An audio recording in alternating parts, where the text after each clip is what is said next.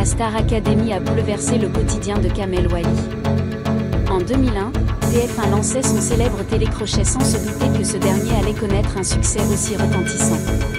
Au cours de cette première saison, de nombreuses personnalités du programme vont devenir de véritables vedettes, que ce soit l'animateur Nikos Aliagas, la gagnante Jennifer ou encore le professeur de danse, qui était donc Kamel Wally.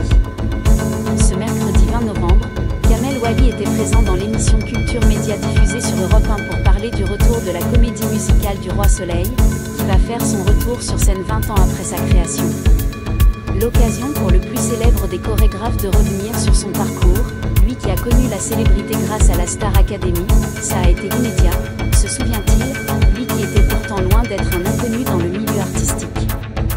C'est vrai que les gens du métier me connaissaient parce que j'avais fait les 10 commandements, j'étais chorégraphe de Maria Carey, de plein d'autres gens. Mais le grand public, non, ne me connaissait pas. On ne savait pas trop ce qu'était un chorégraphe, poursuit Kamel Wally.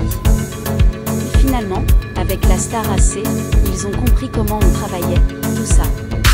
Alors que la Star Academy avait été lancée un samedi soir d'automne 2001, le professeur de danse est entré dans une nouvelle dimension dès le lundi suivant. Je m'en rappelle, je vais dans la rue 2 jours après le premier prime, et il y a une rencontre, un rendez-vous, qui s'est fait entre le public, moi et tous ceux qui ont participé à cette émission incroyable.